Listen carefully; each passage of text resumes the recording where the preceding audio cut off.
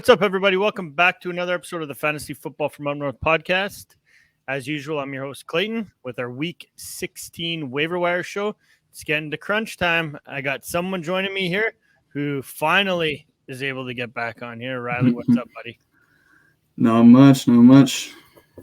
We're going through some madness in this. As a lot of you don't know, this is my kid. There's madness going around in our house right now. Sick kids, sick little ones everywhere, and it's ridiculous. And it's freezing outside on top of that. So not great, but we're going to help out with some, give you guys some players here to get you into that semifinal, hopefully into that championship game for Week 17. So without further ado, Riley, who do you got as your number one ad this week? And keep in mind, guys, most of these guys are probably not owned. It's kind of at that point where these are going to be guys that are going to help you if you're in a crunch, if you lost a few guys. Oh, touch on some injuries super quick here. Jonathan Taylor most likely is going to be out for the rest of the year, a right ankle injury. Tyler Lockett fractured his finger, most likely out for the rest of the year as well. Well, a couple weeks at least, but for pretty much fantasy purposes, pretty much out for the rest of the year. Lamar Jackson, week to week, questionable for Week 16. Also, injury news came out today. Jalen Hurts, which is a huge one, especially for most teams, probably have him on their team that are in the semifinal this weekend coming. So just keep an eye on that. Keep an eye on practice reports there. There was I believe it was a shoulder injury that happened in last week's game. So just a couple of key injuries there to look at. But yeah, Riley, who's your number one guy this week? I got Zay Jones number one this week. He's 43% owned in Sleeper right now, which I don't know how he's still that low owned. But he's been like almost that number one guy for Jacksonville. He's drawn 7 targets the past 2 games. Actually, the last 5 games. He's had 7 targets in this offense. He's blown up the last 2 weeks. I think he's a must start flex play the rest of the playoffs. And yeah, if he's on your waiver wire, pick him up. Oh, he's a beast. He could have single-handedly won me a league. I had him in one of my roster spots in this big league. I needed to win to go 2 games up on the guy I'm playing against. Pretty much would have clinched me at least second place, but took him out. Wanted to play my stud, so I put Olave back in, and that burnt me because I'm going to lose this week and hope now that he loses a week and I win out. So, but yeah, Zay Jones, if he's still out there, he's a definitely must add and you must start. Now, let me ask you a question, Riley. Moving forward now in that keeper league I'm talking about, I have Zay Jones. Who are you benching? Are you benching the other receivers I have starting right now are Keenan Allen, T. Higgins, Chris Olave, and Devonta Smith. Are you benching any of those guys for him? Benching Chris Olave. Okay, perfect. Chris Olave. But another thing, too, about Zay Jones I'll touch on real quick. His next 2 weeks, he draws, because he is drawing that secondary matchup, it might be even better for him these next 2 weeks because draws the Jets and Houston. Mm-hmm. So most likely Christian Kirk's going to draw Sauce Gardner in that Week 16 matchup, and most likely Christian Kirk's going to draw Derek Stingley, leaving Zay Jones open for the rest of those targets probably. Yeah, so just keep in mind, though, also a lot of people were all concerned about this matchup with the Jets coming up this week. After all, what I saw the Jags do with Dallas this past weekend, I'm not worried about. I'm firing up Lawrence. I'm firing up Jones, all those guys. Like, I have no problem. They're moving that ball so well there right now. So my number one ad is going to be Zach Moss of the Colts, only because of the fact, like I mentioned, Jonathan Taylor out. And it was surprisingly, it was Zach Moss is the one that was, ended up being the primary ball carrier for the Colts, finished with over 20 carries for 80 yards.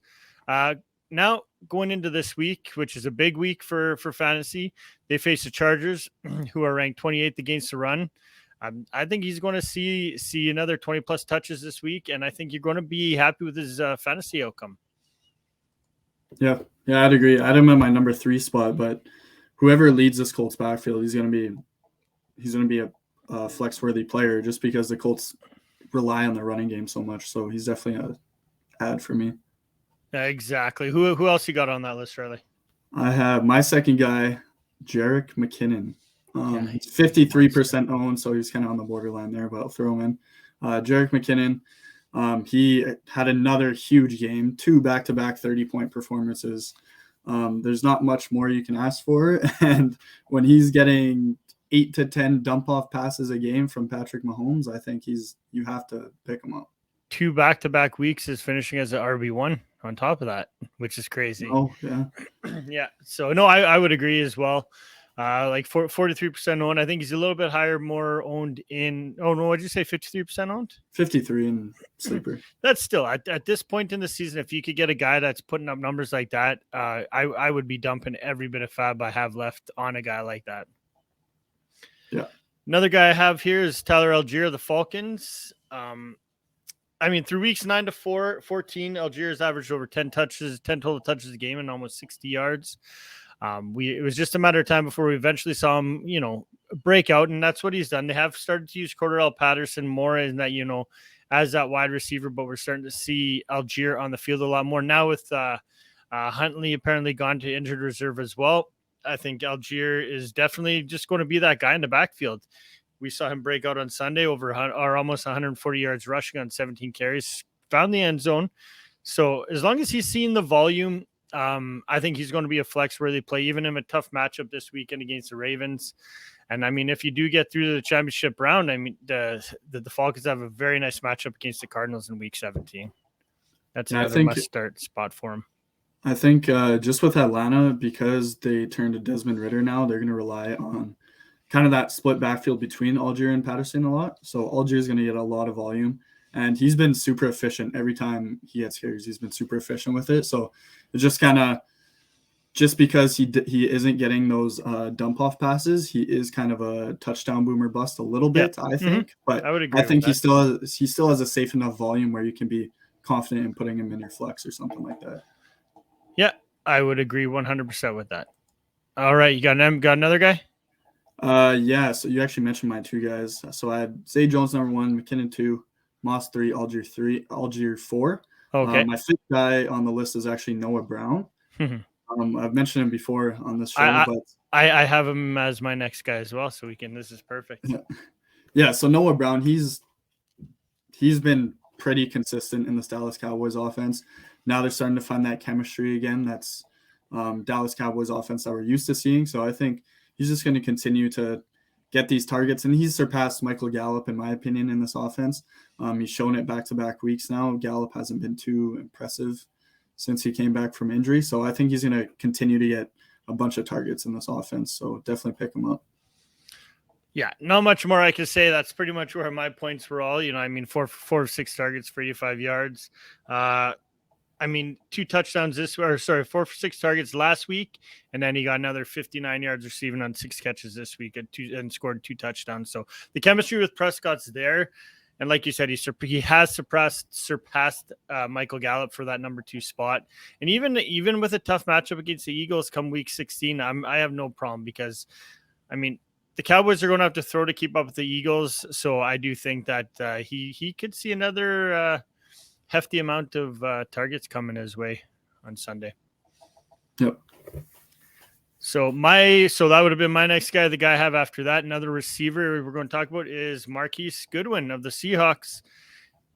I usually don't talk about guys that just put up a stat line of 2 catches for 10 yards, but the fact that Tyler Lockett broke his finger, it was Godwin immediately came into play as that wide receiver 2 in that offense. So the Seahawks like to throw. I mean, they do have Kenneth Walker back. He didn't do too much last week, but I mean, they got the Chiefs up next. They're going to have to throw a ton. Goodwin's a must-add and startable as a wide receiver 2 with upside this week.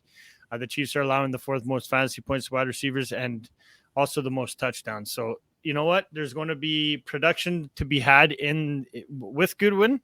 So I don't have an issue grabbing him if he's available. Yeah, he's shown up every time he's had an opportunity in this offense, so I don't think that's going to change, especially with Tyler Lockett out. So definitely, I throw a little fab on Marquise Goodwin for sure. Yeah, absolutely. And you said that do you have another one? That was my list. Oh, those are your lists. Okay. Yeah. Another guy I had written down here is Chris Moore of the Texans. Another guy I wouldn't really usually talk about, but he's their number. He's operating as a wide receiver 1 on this Texans team. He's seen a ton of targets with both Cooks and Collins out last week, and most likely again this week.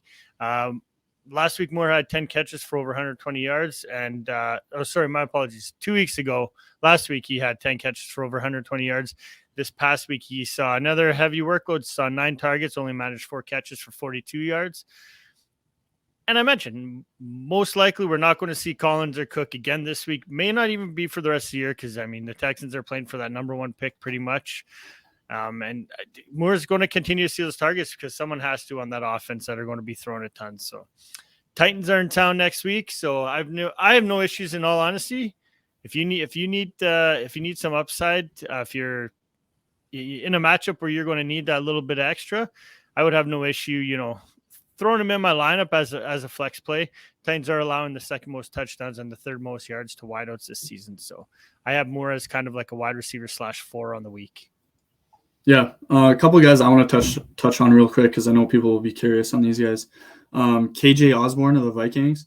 I'm actually not too big of a fan of his. Like, I wouldn't throw a lot of fab on him this week, but he did have that monstrous game, so you can't really ignore that. However, they were down 30-0 at halftime, so I don't think they needed to find somebody open. Yeah, and going to be open. It's just there's just so many guys on this Vikings offense, so I wouldn't rush to the waiver wire for KJ Osborne. He'd be lower in my priority. And then another guy too, I know you want to talk about him, Jahan Dotson. Jahan Dotson for me is kind of a boomer bust player. Depends if he gets that touchdown or not, right? Because he doesn't draw a lot of targets in this offense with Terry and Samuel. So, but if he gets that touchdown, he'll be worthy of a pickup. So just depends on how you. I wanted to mention him. I mean, he's scored in 2 straight weeks, added over 100 yards on 4 catches. He isn't very heavily targeted like you said, but he is being used. You're starting to see him use more. He's running more routes. And I just think that you're going to, I'm not 100% sold on him neither, but when you see a guy putting production up, and if he's already scored 2 straight weeks, it's something that there's some sort of chemistry, in Washington. So I would take a look at him. 2 other guys I'll touch on real quickly. Royce Freeman of the Texans. I mean, mostly due to a nice matchup in week 17 against the Jags. I mean, Freeman was the more effective back on Sunday.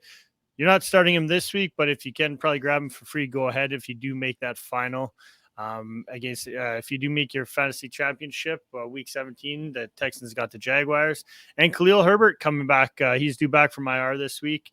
Before he was hurt, he was averaging almost 11 touches and almost 70 yards per game. The Bears are running a ton. So there's flex value there for him if he does eventually find the field again. Yeah, I'd agree. So anybody else you want to touch on? No, that's it. Perhaps Jalen Hurts is missing does miss the week. Couple guys you can maybe stream for the week. I'll talk about the obviously one, Brock Purdy of the 49ers.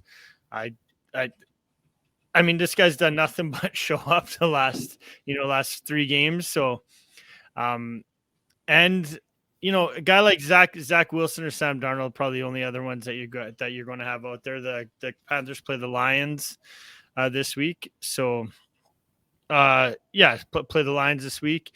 And the Jets got don't know who they have actually this week, but those are guys that most likely are going to be left on your basically on your waiver wire.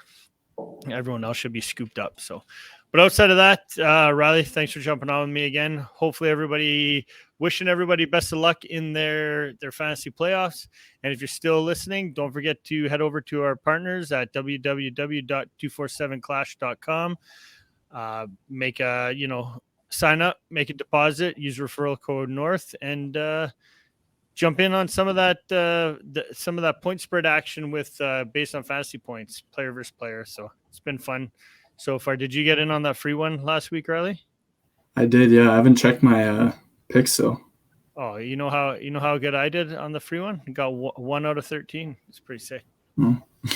Great job. Yeah, I didn't get a chance to look at it. So, but yeah, thanks again to everybody for listening, and we will talk to you guys on Thursday. Peace.